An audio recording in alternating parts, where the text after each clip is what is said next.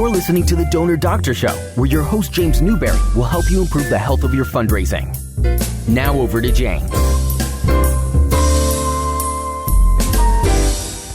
Hey, this is The Donor Doctor, and I'm here with my son again, and the theme of this episode is 50 Ways to Leave Your Lover by Paul Simon. You remember that song? Yes, I know that song. It's way before your time. But I gave a lecture, I don't know, a long time ago, maybe 4 or 5 years ago, and most of these are based on the lecture I saw, the 2-day lecture from Herschell Gordon Lewis. That was a previous episode. If you haven't had an opportunity to listen to that one, I think I would recommend it. Since then, I came up with 2 more ideas that I think are important, so we'll get up to 52 weeks in the year. And the first one is the importance of storytelling, which I've told many times. And it's not just in fundraising. And just this morning, I'm over at my dad's house, and I was looking at his mail. He passed away a month or so ago, but still gets a lot of mail. And most people would block that, but I consider it a positive thing to get his mail. Yeah, I'm seated. One of them was American Legion, and it had a story about how these grandparents were going to their kids, and the guy has a heart attack. So that's how they were selling some kind of service that the American Legion was offering. The other was USAA, the car rental. They talk about their stories. In 1925, 25 military families in San Antonio came together and they formed USAA. So that's part of their story. And if you notice, they're selling, that's what they sell. They sell community, family, military brotherhood, if you will, in all their advertising. So you see that all around. Okay, here are the 50 things. Most of these are from Herschell Gordon Lewis. I added a few from my old buddy Craig Capp, but most of them are from the lecture from HGL. Number 1 is make sure you have more yous than I's. Some people actually count how many U's they have versus I's. They'll count a your, half point. I've seen people actually do this. Now, an exception would be, of course, if the signer is telling a story, then you would use a lot of I's, obviously. That'd be an exception. Or if they're an expert? Yeah, if an expert, sure. But you don't want to be too much about yourself. You want to think about the donor more. Mm-hmm. So, more you-oriented. Number 2 is you want to make your offer authentic to the public perception of the group. For instance, Wendy, who you met, she would do a lot of animal charities. And sometimes she would use like rough courier, like an old typewriter, like from the 1950s that dropped letters and stuff. Mm-hmm.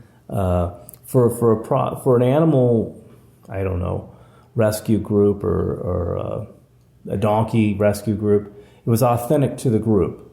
It wouldn't be for the American Red Cross. Wouldn't make sense to use that kind of thing, but it worked for her group. 4-color slick wouldn't work well for a donkey group, for instance. Mm-hmm. So that make it authentic to your group. Number 3, spend as much time developing the technique and designing the offer, carrier, and reply as you do writing the letter. Now, this is not what most copywriters do. They're focused on the letter probably 70-80% of the time.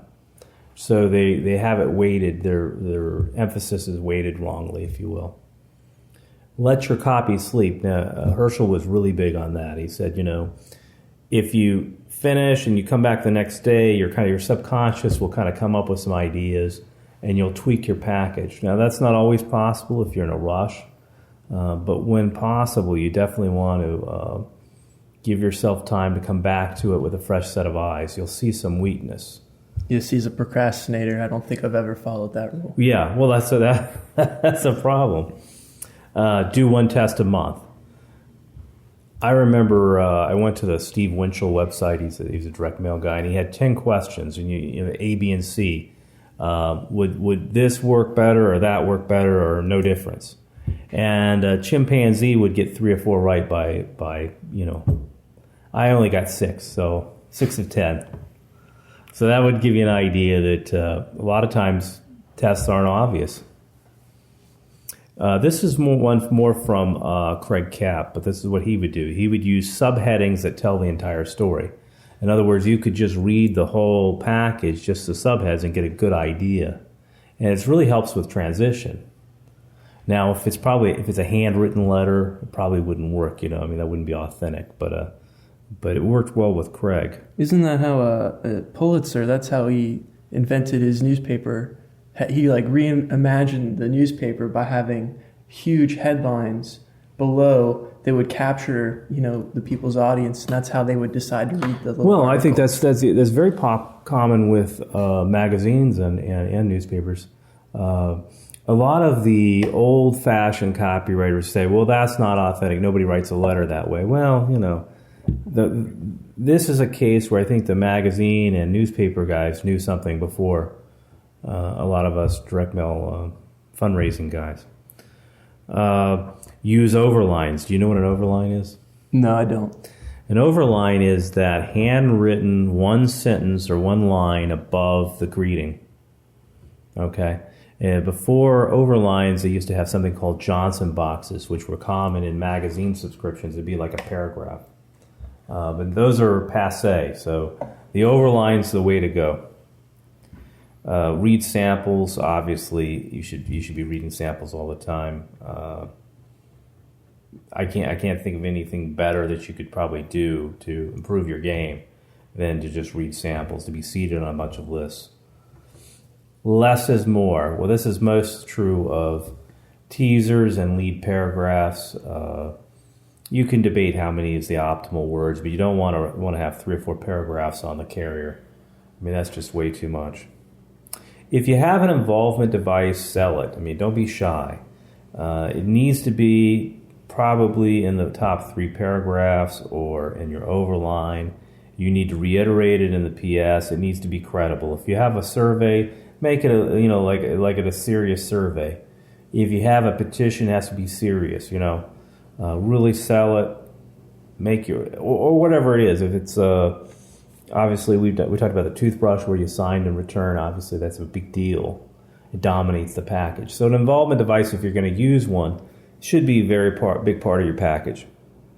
This is about if you don't have a really good opening, good lead, make it your involvement device. That would be a good idea. Size matters. Now, we usually say that size, we think of bigger is better. That's not always the case. I do like bigger, but sometimes smaller really stands out too. It looks personal. It looks like maybe a wedding invitation. Who knows what it looks like? So try to get away from your number 10s for everything. There are times where number 10s are good, like they look like you might be getting a check in the mail, that kind of thing. But you tend to want to get away from it.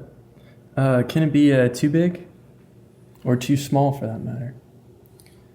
Well, I mean, you have postal costs if you get too big. But flats aren't, for the amount they stand out, they're probably a good deal. Can you get too small? I mean, well, it'd be hard to have an offer. I don't know. If you're really, really small, I mean, I think you'd stand out. I don't know. I mean, a lot of times wedding invitations, announcements like that. Gory pictures work. Now, this is actually something you were pretty wise about. You remember years ago I was worried about a package if it was too gory. Do you remember that? And then you saw all the successful packages and you kind of instinctively understood that they helped. I do remember that you guys used to have a lot of really gory ones. And there'd be pictures. Not that many, but I mean... maybe... All I remember is a picture of Reagan and then a tiger and a horse bait that were abused. Right. On the walls, Yeah, it's hard to be too gory. You could be. It's sometimes it's harder to get lists that will let you use their list if it's too bloody or whatever. But generally, they draw better. A good picture. But pictures are not just for animal clients. The other day, I got a mailing from the Southern Poverty Law Center. Are you familiar with them? Yes, I've heard of it. Morris D's, and they had neo-Nazis, skinheads. Mm-hmm. And, this is outrageous. And it works also for, I've seen illegal aliens, or what are they called now? Undocumented people, burning the U.S. flag. or making obscene gestures. Anything that really outrages people can work. Smile train's an excellent example of the girl with the cleft palate, So pictures are powerful. Usually you want to ask from high to low in a fundraising pitch. Herschell didn't think that was debatable. I've heard some people disagree, but generally you want to do that. Use dollar justification. If you were doing the Obama Presidential Library, was he the 44th president? You would say, you would want to tie it to 44 as much as possible, for instance. Understand the ideal minimum ask for a given niche. Understand that it's, like a candidate or a museum is going to be higher than, say, a social moral list. Use your signer. This is like my pet peeve. If anybody could sign your fundraising letter, then you failed as a copywriter, because you really want to use your signer. You tell something interesting. Now, you think of this most when somebody's famous, but sometimes people that aren't even famous just have an interesting story related to their connection to the group, so it doesn't have to be somebody famous. Taking 6 to 8 weeks to fulfill is too long. Now, Herschell Gordon Lewis was really big about that. But there's charity. You laugh, but charities are doing that. They'll say 6 to 8 weeks on their reply form. Really? Yeah, well, old people still live in a 6 to 8 weeks world. No, they don't, because when they complain. Well, they're impatient, but they still, they'll deal with it. Well, I think that if you were dealing with my generation, they would be they wouldn't complain, but they would probably be more upset. Well, the problem besides the complaints to the client, they're bad donors until they get there. When you fulfill, it's an opportunity to establish a relationship on a positive footing. And if you take a long time to give them their fulfillment item, you've soured them. So I think it's a big mistake. You got to get your ducks in a row. You got to have your hat or whatever it is in stock, ready to go as soon as you get the money from them. That's something I've learned. That's why you order your premiums before your mailing drops. You have it, that's why you don't want to wait. If you have per premium, and this is obvious, a gift item like a hat or whatever it is, you need to show an attractive photo of it and sell it. You really need to, just like Danbury Mint might, or some other, just like they do. They do they have a deadline. They might limit, limited production to. I got, for instance, an offer for 75th anniversary of the Pearl Harbor. As a coin, minted, and there was only 1942 of them. That kind of thing. Why are there 1942? 1941. Good point. That's right. That's 1941. Okay. Good catch. Don't overprice or underprice a premium, And one of the big things that I've made a mistake before, only one time though, is not factoring in the shipping. So you want to have a good multiple so you make money, but not not crazy either. I would say like 4 or 5 times the cost of a gift item. Although if it's like a fast response bonus, you can do more, obviously. Apply what works in one niche to another. That's something that's popular. Something that works in a commercial, but you have to know when it won't work. And one of the examples we talk about is recognition is big. But in some like somebody giving $20 to build a wall, for instance, they don't care about any recognition. Whatever it is. I don't know. I think that if Trump was selling bricks, that might be the way he sells his thing. But generally, people they give small amount to a political, they're not really into recognition. Number 24, make your donors feel special, that they're part of a select few. Exclusivity, flattery. One of the carriers that did really well, I've told you about this test before. It did 2.5 times, it had a gold foil, and it did 2.5 times the same carrier without the gold foil, same package inside. And that one difference, which I only would have tested because I ran out, 2.5 times better. Isn't that amazing? But the gold foil says, hey, one, I'm special, or this is special. This is the big deal. It's flattery, exclusivity. They don't think you're mailing everybody. Did you try silver? I have tried silver. Silver, yeah. But anything, it's not just the gold. Although I do like gold. I do like gold, but I think it was that it's embossed. It looks like it costs more than it did. Is that like? Well, see, you had to order it. I ordered it with the prospect too. I ordered a bunch to get a decent price. It is expensive, but if you order, like 100,000, it's not that bad. It works actually better on the house than it did the prospect, I think. I guess I don't know why that is. If possible, and this is like the attention to detail that really matters. You want to have your signer write the overline in actual handwriting. People can tell. They actually can tell if it's a real handwriting versus not, and have them also do the margin copy on the side. Make it authentic. I see a lot of people not doing this. The worst is somebody to have like two different. They'll have a signature and it's clearly not right below it, or sometimes even different colors. It's really bad. People aren't really. They're not going all out, and people can kind of tell it's not for real. Mm-hmm. Sort of like a bad special effects, like you ever see Alfred Hitchcock, The Birds?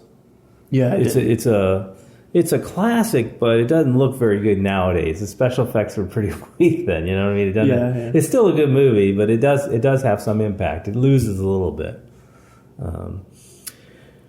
Don't overuse adjectives. That's one of the big mistakes younger people make. Write clearly and succinctly. Use deadlines and explain urgency. Don't be afraid to spend money, especially if something increases your response. We think about Stuart and talking about the toothbrush and $1.50 when I mentioned that a few times. But if it gives a lift, you don't want to spend money. You don't want to waste money. But if it can give a lift, like being a 9x12 might cost a little bit more money. A photo, but a lot of things get lifts. How much is too much money to spend? Is there an upper limit on? Have you ever tried to spend? How much do you, on average, do you spend? Well, the most I've ever spent on a house mailing is $730. I mailed people a coffee mug. How did that? I got a 28% response, maybe a little 27.5%. When I was nervous, it did well. It did well. It was an above average mailing, believe it or not. 27% response helped. I also think it made people better donors down the road because they had your coffee mug and they were appreciative. Yeah, because they would be looking at that, It was for the women pilots of World War II. We also mailed coffee mugs to all the women. And we got a lot of thank you notes, and we were able to use that. So that would be, you can spend more on a house mailing, is what I'm trying to say. Prospect, I think you have to be real careful. Some people, if you're going to spend more money, you need to know that you're going to get more response for it. Mm-hmm. So you don't want to do that without it. I think house file, particularly you can segment your house file, you can spend more money. You need to be careful about cost, but you don't want to be too dogmatic. If you think you can get a lift by spending more, spend more. So it's a trade-off as anything else. Don't overuse words like quality. People don't believe that anymore. Quality, commitment Organic, to quality, natural. Well, people have been burned. What you need to do is prove it. Like great charity rated by Consumer Reports. I don't know if they rate charities, but you know what I'm saying? They're independent, like news articles, something that independently proves what you're saying. Don't just, people are skeptical nowadays. So those words have lost meaning. A premium that shows through the window is often the best teaser there is. We've talked about like booklets. We've talked about, like a quarter, the nickel, something like that. I guess a gift, something like that is off. How about like a blank envelope is sometimes also. It's a certain mystery to it. Interesting. One of the best emails for the Obama campaign was the tagline, "Hey, Hey." What does that mean? So people hit. So what they thought. Yeah, I wouldn't open that. Well, it worked well. I mean, I don't know. Hey, these people probably have a lot of viruses on their computer. Well, click hey. Well, probably though you would know the sender, right? It would have come out the sender. Hey, and you'd be curious. I don't know. The sender matters a lot, and obviously emails too, not just the teaser or the subject line. Length of copy. One of the things that Herschell says, don't start writing with the length of the fund appeal set. You want to determine that later. You just need to write as long as you can write a compelling appeal. Try it and true. Don't try and reinvent the wheel. See what are your best techniques. Try to improve upon them. And with teasers, I said at the time you want shorter teasers, like 3 or 4 words. Others, David Ogilvy said 8 to 10 words. So, somewhere in between there. But you don't want to do 3 or 4 paragraphs. Know your market. That's number 35. Write your appeal to certain list segments. And I think I've told you this story before. When I did the Front Range, we introduced Cloud the Mustang.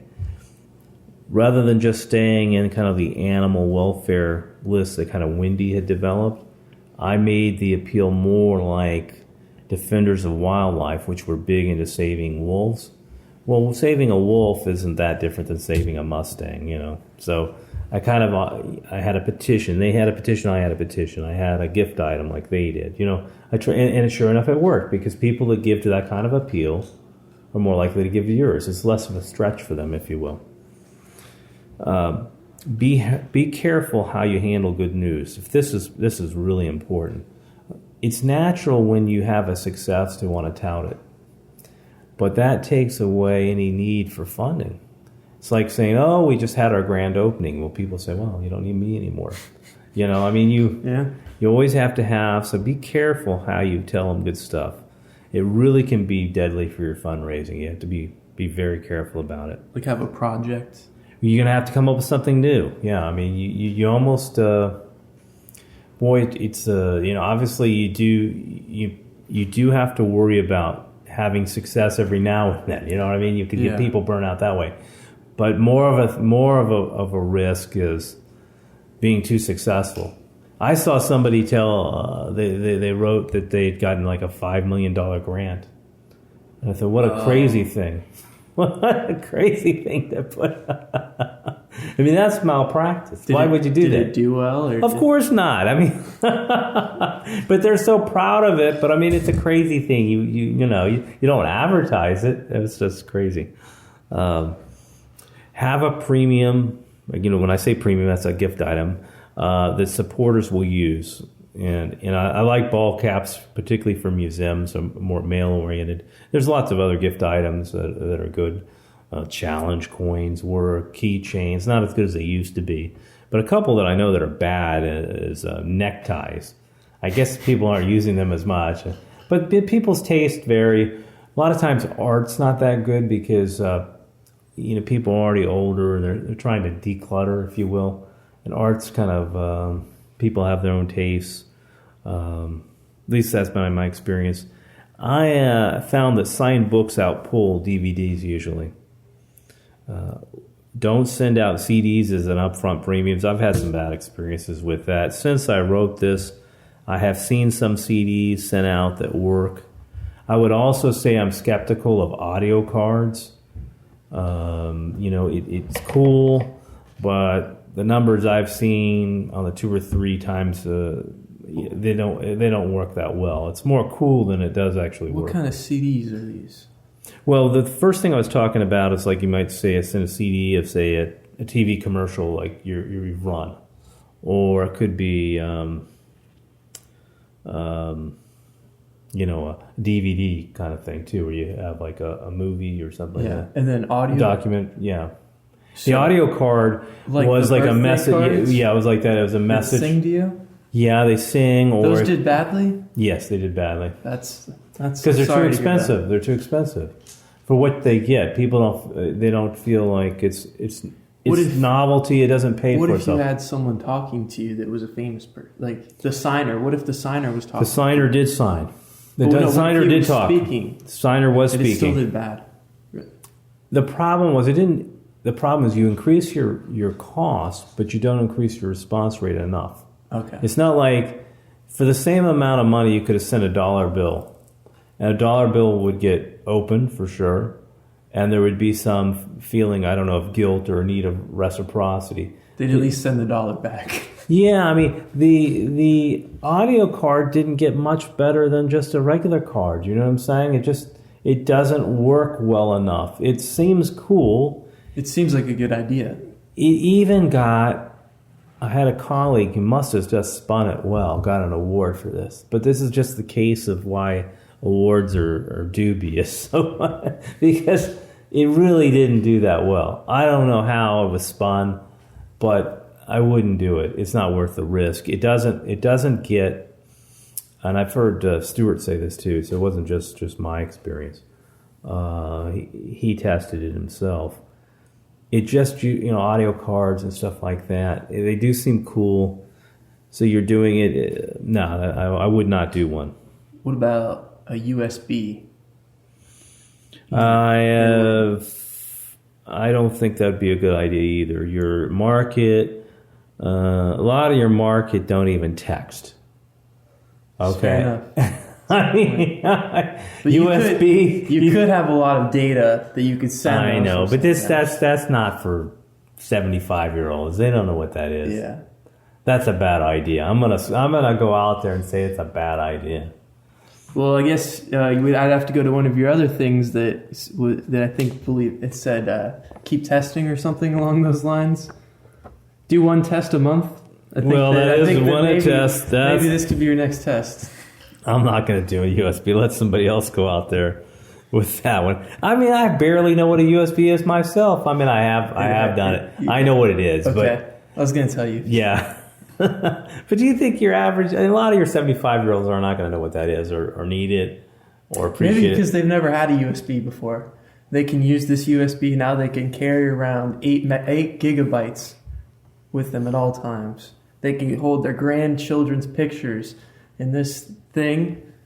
Maybe you can market it that way. Put your grandchildren. Well, you have more marketing talent than I do if you can make that work. Okay, moving along. 43, sell the sizzle, not the steak. You want to talk about the benefits more than the features as basic advertising. Number 44, maybe it's just the... okay. If a package begins to fail, try a different carrier or format. So sometimes it just the envelope is people seen it and they think, I've seen this. Sometimes just changing the format or the carrier, and that will bring life back to a package. Number 45, fund appeals should entertain. You think of a lot of successful packages. Think about the two-way tube I've talked about, for events, for like grand openings things. Yeah. But I remember I did one of Claire Chenault. Do you know who Claire Chenault is? I have no idea who that is. You ever heard of the Flying Tigers? Well, I've definitely heard of the Flying Tigers. Well, he was head of the Flying. He's the head of the Flying Tigers. The honestly, I thought it was a sheet. Yeah, he was a tough guy. Trust me. American Volunteer Group. I don't doubt it. Yeah. But that was, I was reading the comment mail, and it was nostalgia. Somebody, they said, "Oh, thank you for reminding me of those times." So it was like a poster mailing opening up of Claire Chenault when he'd been on Life magazine, the Flying Tiger guy. Entertaining, fun. Not entertaining like in an amusement park in a way, but kind of enriching. 46, people respond to flattery and recognition. We've talked about that already. Number 47, don't be penny wise and pound foolish. This is like one of the biggest mistakes, kind of the opposite. Somebody's so fixated on being as cheap as possible in their direct mail letter that they're forgetting that, would you like to be the only flat in the mail, only 9 by 12 in somebody's mailbox? Well, if you're the only one, there's something to be said or about. one really small, or one of 50 number 10 standard left window, which is a cheaper way, but you don't stand out. I mean, so you think about it, it's more expensive to not stand out, not get considered to be at the end of the, Would you want to be read first or last? Obviously, you want to be unique, I feel like. Yeah, sure, absolutely. So that's one of the mistakes there. A strong technique will often save average copy. If you could be just really strong on the techniques, you could, have to be as good at copy. This tip it basically reminds me of, if you're Michael Jordan, you're going to be good at, that helps being, if you'll be better at basketball. Would he be strong technique or just average copy? I would say that he was strong at technique. I think if you're Michael Jordan, you have strong technique. You'll be good at basketball. Okay. Well, I don't know. I understand that. But number 49, carriers are more important than you think. Well, absolutely. Absolutely. Well, I told you that one did 2.5 times better, the gold foil versus the one not. Mm-hmm. I had a more recent one. I did a mailing, and it was a rose, and it's small rose, but you're going to put it together in a giant wreath, rose wreath, and it'd be like the grand opening of this museum. The mailing did well. We were going to roll it out, and the person said, it would have worked better if you'd have shown the rose, though. I did it in a kind of a closed face, classy, invitation style. Yeah, I know what you're talking about. And I had a semi-famous signer address label, looked personal, elegant, invitational, okay? And they said, no, you want to show it? And I said, okay, well, I don't think that'll work as well, but tell me what teaser you want, too. So I did exactly like they wanted. And it wasn't a bad teaser, but if it did around 2/3 as well. I mean, it did, like if that did 60 cents in over out, the other one did 90 cents in over out. I mean, it was dramatically different. It wasn't 2.5 times, but the one I had, the original, did 50% better. So it was amazing, the difference. The problem with their approach was, unlike a quarter, the perception of that one little rose didn't look that impressive. It does if you see the whole wreath, which you see it. We have it when it's completed. But just looking at it, it didn't look impressive. It didn't look personal. It looked a little cheap. And for a museum, you want to be, classy. It's very important. So I wasn't surprised by it. I was surprised by the magnitude of the difference. I would have predicted mine was going to win, but I did not think it would win by as much. So that's just an example. But I mean, there's plenty of other times where just changing the words or just changing the look, size, it really makes a big difference. So that's the easiest way to improve your package. And number 50 is, don't be afraid to strike out. Don't be afraid to try something new, and if you do, you're going to strike out. I mean, that's when you're going to have more home like runs. USBs. Exactly. I'm not doing a USB anytime soon. Well, you shouldn't be afraid to try something new. I'm just following your rules. By the time the USBs work, they won't have any mail left, okay? Well, Jonathan, this was I recorded this earlier today with Matthew Fitchett, a young colleague of mine, and unfortunately there was a malfunction. So he is not going to go into the history books as being a participant in the Donor Doctor Show. So that's a loss, but it's your gain. Yeah, your gain. Okay. Well, anyway, I hope you had fun here. Again, I would recommend you go back to the Herschell Gordon Lewis episode, and maybe the David Ogilvy too, to get an idea. But the 50 ways to leave your lover, there's also 50 ways to improve your direct mail packages. So, till next time, this is the Donor Doctor signing out. Thank you.